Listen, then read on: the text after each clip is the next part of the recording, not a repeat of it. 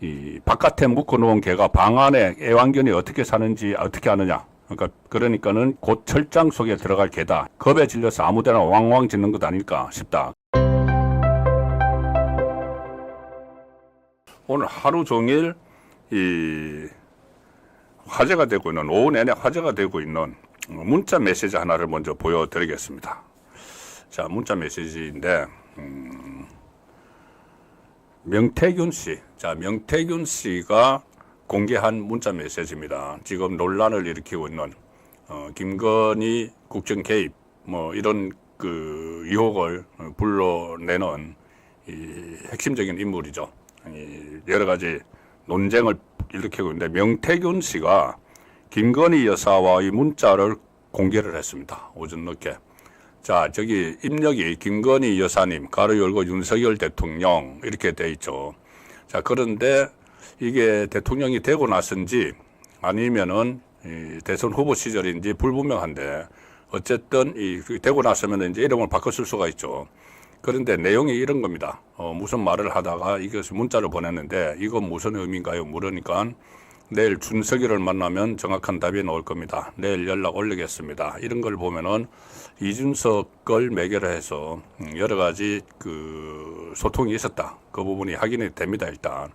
그리고 그다음부터 그 김건희 여사님, 이 문자 내용은 팩트라고 용산에서 확인을 했습니다. 그런 게 지어낸 것이 아니고, 네, 너무 고생 많으세요. 명태균에게 하는 이야기죠.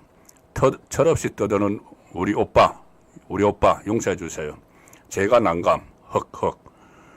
자, 우리 오빠입니다. 우리 오빠. 제가 난감, 무식하면 원래 그래요. 무식하면 원래 그래요. 사과 드릴게요. 제가 명 선생님께 완전 의지하는 상황, 이 앤니 이런 것이 뭐 아주 완전히 의지를 하고 있다. 오빠가 이해가 안 가더라고요. 지가 뭘 안다고. 자, 아무튼 전 명 선생님의 식견이 가장 탁월하다고 장담합니다. 해결할 유일한 분이고요.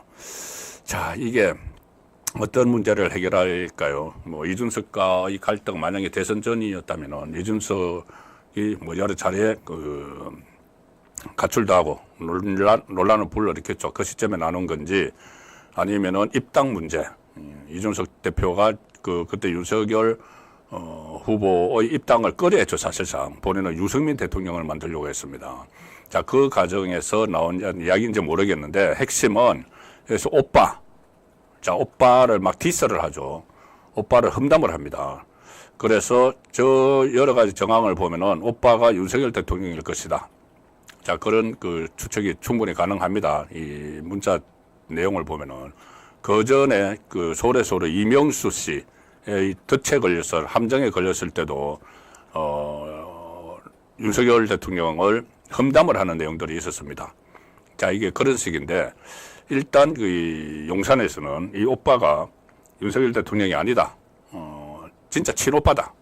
김건희 여사의 친오빠가 있죠. 김건희 여사의 친오빠도 그때 이 대선 때 뭐 역할을 했다고 그때 저 보도가 되고 했습니다.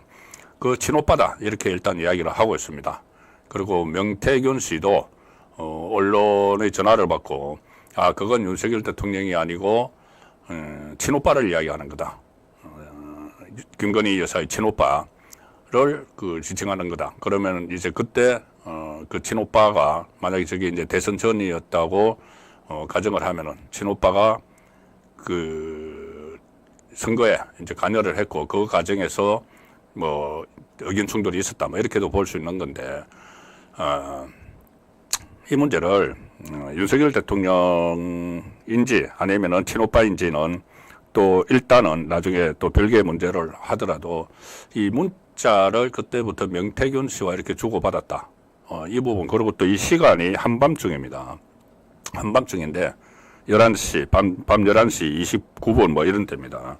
이 문자를 주고받으면서 이거 일종의 보면은 이 명태균 씨에게 완전히 의존을 하는 그런 상황인데, 이게 이 명태균 씨, 사실 저도 그 만나본 적이 있지만은 굉장히 좀 위험한 인물이라는 생각이 들었습니다.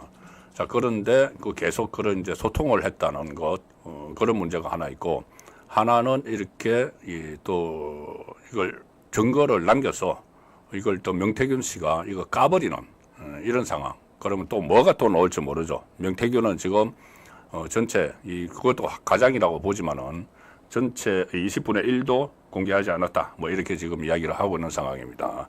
그리고 이걸 왜 그 명태균 씨가 공개를 했냐 하면은 이것도 김재원 의원하고 감정 싸움을 하다가 그러면은 한번 당해봐라 이러면서 이거를 공개를 한 겁니다.